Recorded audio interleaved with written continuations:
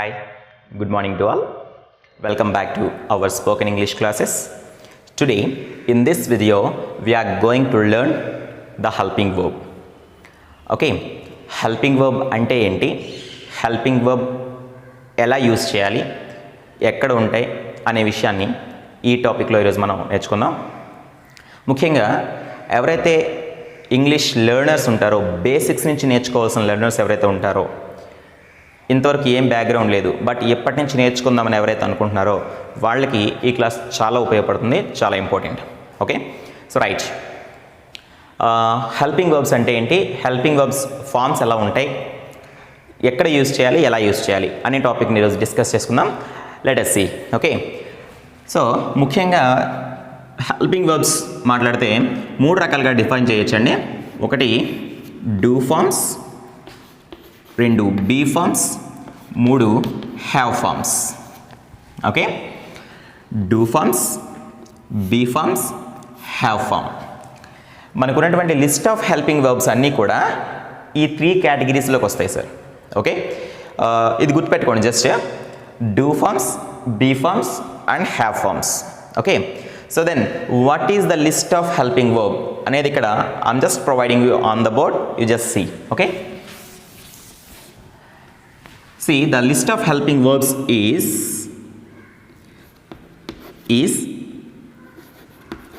am, are, was, were, has, have and had. See, is, am, are, was, were, has, have, had.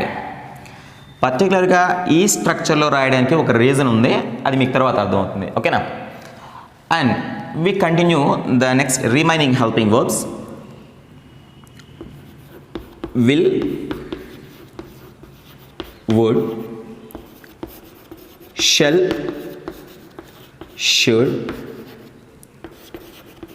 Can, could, may, might and must. Okay, చూసుకోండి sir. will, would, shall, should, can, could, may, might, must. Okay, and do forms అని అనుకున్నాం. do, does, did. Okay, ఇందాక అలాగే be forms అనుకున్నాం. Be, being, been. Okay, see is, am, are, was, were, has, have, had, will, would, shall, should, can, could, may, might, must. do, does, did, be, being, been. Okay, so these are called helping verbs. వీటిని మనం helping verbs అంటాం. ఇక్కడ మీకు ఒక విషయం observe చేయండి, helping verbs దేనికోసం use చేస్తాం సార్ అంటే, ఒక సెంటెన్స్లో మెయిన్ వర్బ్తో పాటుగా హెల్పింగ్ వర్బ్ అనేది మనం యూజ్ చేస్తుంటాం. దేనికోసం ప్రత్యేకంగా హెల్పింగ్ వర్బ్ని కూడా కలిపి యూజ్ చేస్తామంటే, ఒక సెంటెన్స్ ఏ టెన్స్లో ఉందో చెప్పడానికి మనకు ఉపయోగపడే వర్డ్ ఏంటంటే హెల్పింగ్ వర్బ్. హెల్పింగ్ వర్బ్ బట్టి ఇచ్చిన సెంటెన్స్ అనేది ఏ టెన్స్లో ఉందో మనం ఈజీగా చెప్పగలుగుతాం. ఫర్ ఎగ్జాంపుల్,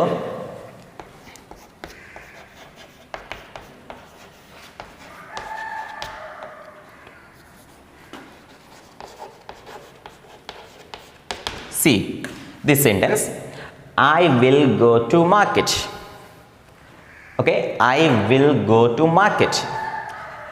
ఏ టెన్స్లో ఉంది అని అడిగితే ఇమ్మీడియట్గా ఆన్సర్ మనం చెప్పగలుగుతాం sir, that this sentence is in simple future tense.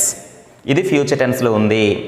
ఇది ఫ్యూచర్ టెన్స్లో ఉంది అని మనం చెప్పడానికి గల రీజన్ ఏంటి అంటే, ఐ అనేది సబ్జెక్ట్ అండి, గో అనేది మెయిన్ వర్బ్ అండి.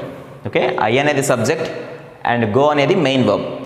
ఈ మెయిన్ వర్బ్కి ముందు ఉంది చూడండి sir, helping verb will. So ఈ విల్ అనే హెల్పింగ్ వర్బ్ అనేది ఫ్యూచర్ టెన్స్ని డినోట్ చేస్తుంది. ఫ్యూచర్ టెన్స్ని డినోట్ చేస్తుంది. సో ఈ హెల్పింగ్ వర్బ్ బట్టి ఈ హెల్పింగ్ వర్బ్ సహాయం ద్వారా మనం ఏంటంటే ఈ సెంటెన్స్ అనేది ఏ టెన్స్లో ఉందో ఈజీగా తెలుసుకోగలుగుతున్నాం. సో ఒక సెంటెన్స్ యొక్క టెన్స్ని తెలుసుకోవడానికి మెయిన్ వెర్బ్తో పాటుగా హెల్పింగ్ వెర్బ్ అనేది మనకి ఉపయోగపడుతుంది. అర్థమైంది కదండి. హెల్పింగ్ వెర్బ్తో యొక్క ఉద్దేశం ఏంటంటే మెయిన్ వెర్బ్తో కలిసి దీన్ని చెప్తాం. ఈ హెల్పింగ్ వెర్బ్ వలన ఇచ్చిన సెంటెన్స్ అనేది ఏ టెన్స్లో ఉందో మనం ఈజీగా తెలుసుకోగలుగుతుంటాం. ఓకేనా. దెన్ ఇక్కడ ఇంకొక చిన్న విషయం అబ్జర్వ్ చేయండి. బేసిక్స్ నేర్చుకునేటప్పుడు ఈ చిన్న విషయాన్ని అబ్జర్వ్ చేయాలి. ఇక్కడ మనం యూజ్ చేసుకున్నటువంటి is, am, are, was, were, has, have, had అనే ఈ హెల్పింగ్ వర్బ్స్ గురించి ఒక్కసారి మాట్లాడితే ఒక స్ట్రక్చర్లో రాశాను అని చెప్పాను కదా, దానికి కారణం ఏంటంటే చూడండి సార్, పర్టికులర్గా ఈజ్, యామ్, ఆర్ అనే 3 హెల్పింగ్ వర్బ్స్ కూడా మనకి ప్రెజెంట్ టెన్స్లో మాత్రమే కనబడతాయి. ఓకే, ప్రెజెంట్ టెన్స్లో మాత్రమే వీటిని యూజ్ చేస్తూ ఉంటాం. ఈజ్, యామ్, ఆర్ అనేవి ప్రెజెంట్ టెన్స్లో వచ్చినటువంటి హెల్పింగ్ వర్బ్స్ మాత్రమే. ఓకే, అలానే వాజ్, వర్ తీసుకుందాం సార్. వాజ్, వర్, ఈ వాజ్, వర్ అనే ఈ 2 హెల్పింగ్ వర్బ్స్ అనేవి పాస్ట్ టెన్స్లో మాత్రమే యూజ్ చేస్తుంటాం సార్. ఓకే, పాస్ట్ టెన్స్లో మాత్రమే యూజ్ చేస్తూ ఉంటాం. ఇక్కడ చూడండి, అలానే హ్యాస్, హ్యావ్ అనే ఈ 2 హెల్పింగ్ వర్బ్స్ కూడా మళ్ళీ ప్రెజెంట్ టెన్స్లో యూజ్ చేస్తూ ఉంటాం సార్. హ్యాజ్ ఆర్ హ్యావ్ అనేది ప్రెజెంట్ టెన్స్లో యూజ్ చేస్తుంటాం. అలాగే మిగిలిపోయినటువంటి హ్యాడ్ అనేది పాస్ట్ టెన్స్లో యూజ్ చేస్తూ ఉంటాం. స్ట్రక్చర్ మీకు అర్థమై ఉంటుంది. ఈ 3 ప్రెజెంట్ ఫార్మ్స్, ఈ 2 పాస్ట్ ఫార్మ్స్, ఈ 2 ప్రెజెంట్ ఫార్మ్స్, ఇదొక్కటి పాస్ట్ ఫార్మ్. ఇక్కడ అబ్జర్వ్ చేయాల్సిన విషయం ఏంటంటే ఈజ్, యామ్, ఆర్ అనే ఈ 3 పదాలు ప్రెజెంట్ టెన్స్లో ఉంటే ఇదే పదాలకి పాస్ట్ ఫార్మ్స్ మనకి ఏంటి వస్తాయంటే వాజ్ అండ్ వర్. ఇక్కడ ఈజ్, యామ్, ఆర్లలో ఈజ్ అనేది సింగులర్, యామ్ అనేది కూడా సింగులరే. ఓకే, ఈజ్ అనేది సింగులర్, యామ్ అనేది కూడా సింగులరే. ఈ 2 సింగులర్ ఫార్మ్స్కి కలిపి పాస్ట్ ఫామ్లో సింగులర్ ఫామ్ ఏంటవుతుందంటే వాజ్. ఎగ్జాంపుల్ చూద్దాం.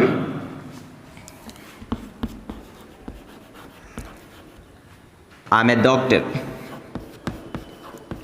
ఆమె డాక్టర్. ఇక్కడ ఐ అనేది సింగులర్ కాబట్టి యామ్ అనే హెల్పింగ్ వర్బ్ యూస్ చేసుకున్నాం. ఆమె డాక్టర్, ఇది ప్రెజెంట్ ఫామ్. దీనికి పాస్ట్ ఫామ్ ఏంటవుతుందంటే యామ్కి past form is, am present tense కాబట్టి దీనికి పాస్ట్ ఫామ్ ఏంటన్నాను was. I was a doctor, I was a doctor. So I'm a doctor అనేది ప్రెజెంట్ ఫామ్ అయితే ఐ వాజ్ ఏ డాక్టర్ అనేది past form. I'm a doctor, నేను ఒక డాక్టర్ని. I was a doctor, నేను ఒకప్పుడు డాక్టర్ని. అంటే ఇప్పుడు కాదనమాట. So I'm a doctor is a present form, I was a doctor అనేది పాస్ట్ ఫామ్. అంటే ఇక్కడ యామ్ కానీ లేకపోతే ఈజ్ తీసుకున్న, for example she is a doctor. Okay, she is a doctor, ఆమె ఒక డాక్టర్. దీనికి పాస్ట్ ఫామ్ ఏంటవుతుంది? షీ ఈజ్ ప్లేస్లో ఏంటి పెడతామంటే was. She was a doctor. Okay, she was a doctor. So దీన్ని బట్టి మనకి ఏమర్థమైంది సార్? ఈజ్, యామ్ అనే ఈ 2 ప్రెజెంట్ ఫామ్స్కి పాస్ట్ ఫామ్ ఏంటవుతుందంటే వాజ్ అవుతుంది. అలానే ఆర్ అనే ప్రెజెంట్ ఫామ్కి పాస్ట్ ఫామ్ ఏంటవుతుందంటే వర్ అవుతుంది. మరి ఆర్ ఎప్పుడు వస్తుంది సార్? సబ్జెక్ట్ ప్లూరల్ అయ్యేటప్పుడు. ఓకే, ఈజ్, యామ్ అనేది సింగులర్ వచ్చేటప్పుడు దానికి పాస్ట్ ఫామ్ వాజ్ అనేది వస్తుంది సింగులర్లో. ఆర్ అనే ప్రెజెంట్ ఫామ్ ప్లూరల్లో ఉండేటప్పుడు దీనికి పాస్ట్ ఫామ్ ఏంటి వస్తుందంటే వర్ వస్తుంది. ఓకే, సో అలానే హ్యాస్, హ్యావ్ అనేది ప్రెజెంట్ ఫామ్స్ అయితే దానికి పాస్ట్ ఫామ్ ఏంటి అవుతుందంటే హ్యాడ్. మీకు ఒక ఎగ్జాంపుల్ ద్వారా అర్థమవుతుంది సార్. ఏంటి ఆ ఎగ్జాంపుల్ అంటే I have a car. Okay, I have a car అంటే నా దగ్గర ఒక కార్ ఉంది. ఎప్పుడు? ప్రెజెంట్, ఇప్పుడు ఉంది. I have a car. అదే ఈ హ్యావ్ అనే ప్రెజెంట్ ఫామ్ని కాస్త తీసేసి హ్యావ్కి పాస్ట్ ఫామ్ ఏంటవుతుంది సార్? హ్యాడ్. హ్యావ్ వచ్చినా హ్యాజ్ వచ్చినా దానికి పాస్ట్ ఫామ్ ఏంటవుతుందంటే హ్యాడ్. చూసుకుంటే I had a car. I had a car. ఇక్కడ చూడండి sir, I have a car అంటే నా దగ్గర కారు ఉంది. ప్రెజెంట్ మాట్లాడుతున్నావు, నా దగ్గర కారు ఉంది. I had a car. See the helping verb had. I had a car means నా దగ్గర కారు ఉండేది ఒకప్పుడు. ఇప్పుడు ఉంది ప్రెజెంట్ ఫామ్. ఒకప్పుడు ఉండేది పాస్ట్ ఫామ్.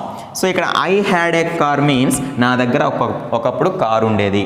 సో ఇక్కడ ఐ సింగులర్ వచ్చింది కాబట్టి ఏం పెట్టుకున్నామంటే హ్యావ్ వచ్చింది, దానికి పాస్ట్ ఫామ్ హ్యాడ్ వచ్చింది.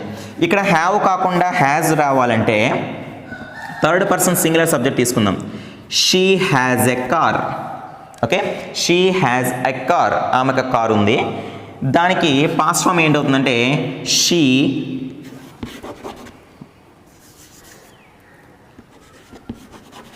హ్యాడ్ ఏ కార్, ఆమెకు కారు ఉండేది ఒకప్పుడు. సో ఇప్పుడు అర్థమైంది కదండి. హ్యాజ్ అండ్ హ్యావ్ అనేది ప్రెజెంట్ ఫామ్ను చూపిస్తే హ్యాడ్ అనేది పాస్ట్ ఫామ్ చూపిస్తుంది. ఓకే, అలానే ఈజ్, యామ్, ఆర్ అనేది ప్రెజెంట్ ఫామ్ చూపిస్తే దానికి పాస్ట్ ఫామ్ వజ్, వర్ అవుతుంది. ఈజ్, యామ్ సింగులర్లో ఉంది కాబట్టి దానికి పాస్ట్ ఫామ్ సింగులర్ అనేటువంటి వజ్ అవుతుంది. ఆర్ అనేది ప్లూరల్లో ఉంది కాబట్టి దీనికి పాస్ట్ ఫామ్ వర్ అవుతుంది. ఓకే, హ్యాజ్ వచ్చినా హ్యావ్ వచ్చినా దానికి పాస్ట్ ఫామ్ ఏంటవుతుందంటే హ్యాడ్ అవుతుంది. ఓకే కదండి. సో దెన్ ఇక్కడ తీసుకుంటే వీటిని మోడల్ ఆక్సిలరీస్ అంటాం సార్. వీటికి పర్టికులర్గా వీటిని ఏంటంటామంటే మోడల్ ఆక్సిలరీస్ అంటాం. ఇంకా డెప్త్గా వెళ్తే వన్ వర్డ్ ఆక్సిలరీస్గా చెప్పుకోవచ్చు దీన్ని. వన్ వర్డ్ ఆక్సిలరీస్ ఏంటంటే will, would, shall, should, can, could, may, might, must అనేది వన్ వర్డ్ ఆక్సిలరీ వెర్బ్స్గా చెప్పుకోవచ్చు. వీటికి టూ వర్డ్ ఆక్సిలరీస్గా కూడా మనం చెప్పుకోవచ్చు. ఏంటంటే హ్యావ్ టు,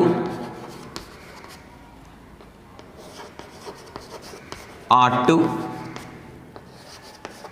యూజ్ టు, ఇవన్నీ కూడా సెపరేట్గా చెప్పుకోవాల్సినటువంటి ఎక్స్ప్రెషన్స్. అవన్నీ కూడా రేపొద్దున్న ఇంగ్లీష్లో మాట్లాడేటప్పుడు స్పోకెన్ ఇంగ్లీష్ సంబంధించి ఈ టాపిక్స్ ప్రత్యేకంగా మనం చెప్పుకోవచ్చు.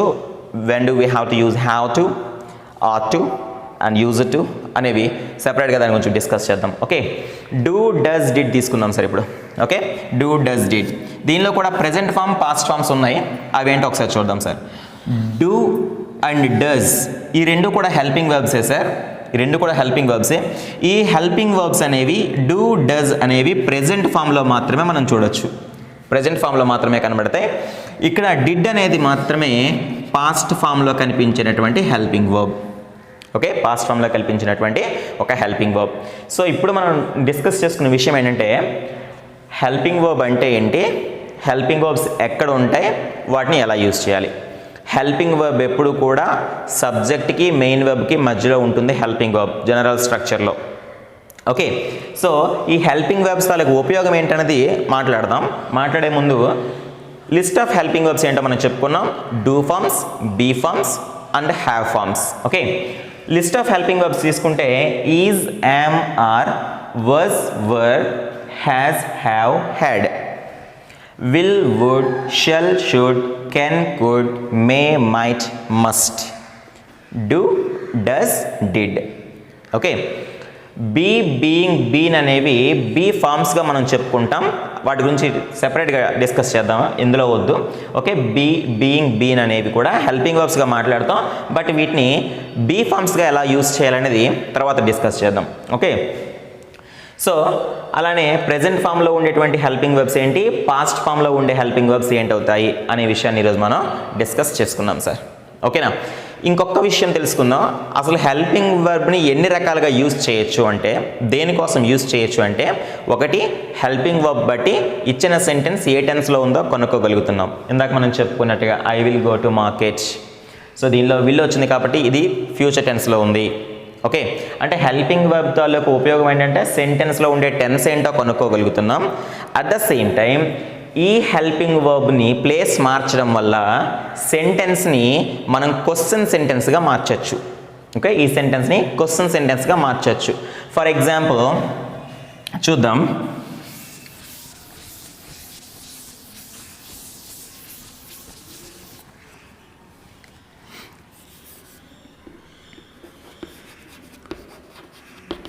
She will go to market. Sentence చూద్దాం సార్. అసర్టివ్ సెంటెన్స్ ఇచ్చాను. She will go to market. ఆమె మార్కెట్కి వెళ్తుంది. సింపుల్ ఫ్యూచర్ టెన్స్లో ఉంది సెంటెన్స్. సబ్జెక్ట్ తీసుకున్నాం సార్ షీ. మెయిన్ వర్బ్ తీసుకున్నాం సార్, V1 గో. విల్ అనే హెల్పింగ్ వర్బ్ యూస్ చేశాను. టు మార్కెట్ అనేది ఆబ్జెక్ట్గా పెట్టాను sir. Okay, subject, helping verb, main verb, object.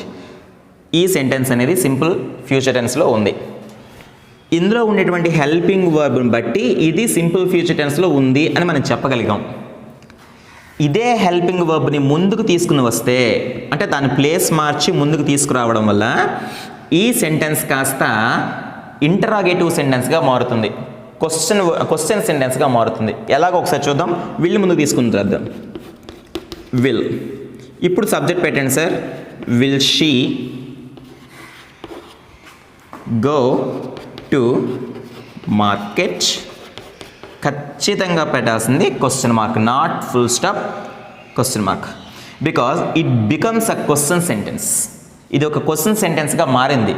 కారణం ఏంటంటే we just change the place of helping verb. Helping verb యొక్క place మార్చడం వల్ల సెంటెన్స్ అనేది ఫామ్ అనేది మారిపోయింది. ఇది ఒక క్వశ్చన్ సెంటెన్స్గా అయ్యింది. ఎవరికైనా నువ్వు మార్కెట్కి వెళ్తావు అనడానికి you go to market, you will go to market. నువ్వు మార్కెట్కి వెళ్తావా అంటే will you go to market. అందులో ఉన్నటువంటి హెల్పింగ్ వర్బ్ విల్ అనే హెల్పింగ్ వర్బ్ ముందు తీసుకొచ్చాం. Will you go to market, నువ్వు మార్కెట్కి వెళ్తావా. సో ఇక్కడ ఏంటంటే హెల్పింగ్ వర్బ్ని ముందుకు తీసుకురావడం వల్ల సెంటెన్స్ అనేది క్వశ్చన్ సెంటెన్స్గా మారుతుంది. ఓకేనండి. అలాగే సెంటెన్స్ని క్వశ్చన్ సెంటెన్స్గానే కాకుండా నెగటివ్ సెంటెన్స్గా కూడా చేయడానికి హెల్పింగ్ వర్బ్ అనేది మనం ఉపయోగపడుతుంది. ఎలాగో ఒకసారి చూద్దాం సార్. నెగటివ్ అంటే సెంటెన్స్లో నాట్ కానీ నో కానీ చేర్చాలి. ఎలా చేర్చాలో ఒకసారి చూద్దాం. She will go to market. ఆమె మార్కెట్కి వెళ్తుంది. ఆమె మార్కెట్కి వెళ్ళదు. Negative sentence. ఆమె మార్కెట్కి వెళ్ళదు. Negative sentence. Negative sentence create చేయాలంటే ఏం చేసుకోవచ్చు? నాట్ అనేది యాడ్ చేయమన్నాను. నాట్ అనేది యాడ్ చేయాలి. దేనికి యాడ్ చేయాలి సార్ అంటే మెయిన్ వర్బ్కి కాదండి, హెల్పింగ్ వర్బ్కి మాత్రమే. ఎలా అవుతున్నప్పుడు she will not go to market. She will not go to market. ఆమె మార్కెట్కి వెళ్ళదు. విల్ నాట్ అనేది నెగటివ్ ఫామ్ అనేది విల్ అనే హెల్పింగ్ వర్బ్కి యాడ్ చేయడం జరిగింది. సో ఈ సెంటెన్స్ని నెగటివ్ సెంటెన్స్గా మార్చుకోవడానికి కూడా మనకు ఉపయోగపడింది ఏంటంటే హెల్పింగ్ వర్బే. ఓకే కదండి. సో హెల్పింగ్ వర్బ్ అనేది సెంటెన్స్ని ఏ టెన్స్లో ఉందో చెప్పడానికి ఉపయోగిస్తాం. అట్ ద సేమ్ టైం సెంటెన్స్ని క్వశ్చన్ సెంటెన్స్గా మార్చడానికి కూడా మనం హెల్పింగ్ వర్బ్ని యూజ్ చేస్తాం. అలానే సెంటెన్స్ని నెగటివ్ సెంటెన్స్గా కూడా చెప్పడానికి హెల్పింగ్ వర్బ్ అనేది మనం యూజ్ చేస్తాం. ఓకే కదండి. So this is the use of helping verb. ఈ రకంగా మనం హెల్పింగ్ వర్బ్ని యూజ్ చేయాలి. దీనికి సంబంధించి కొన్ని సెంటెన్సెస్ మనం ఓన్గా ప్రిపేర్ చేసుకోగలిగితే హెల్పింగ్ వర్బ్ గురించి మనం పూర్తిగా తెలుసుకున్నట్టే. ఓకే, అర్థమైంది అనుకుంటాను కదా సార్. హెల్పింగ్ వర్బ్ అంటే ఏంటో, హెల్పింగ్ వర్బ్ ఎక్కడ ఉంటుందో, హెల్పింగ్ వర్బ్ని ఎలా ఉపయోగించాలో, హెల్పింగ్ వర్బ్స్లో కేటగిరీస్ ఏంటో, ఏ హెల్పింగ్ వర్బ్ ఏ టెన్స్లో వస్తుందో, ప్రెజెంట్ టెన్స్లో ఏ హెల్పింగ్ వర్బ్స్ వస్తాయి, పాస్ట్ టెన్స్లో ఏ హెల్పింగ్ వర్బ్స్ వస్తాయి, అలాగే ఫ్యూచర్లో ఏ హెల్పింగ్ వర్బ్స్ వస్తాయి. సో అలానే బీ ఫార్మ్స్ అంటే ఏంటి, సో వాటిని ఎలా ఫామ్ చేసుకోవాలి, వాటిని ఎలా ఉపయోగించాలి అనేది ఈ వీడియోలో మనం నేర్చుకున్నాం.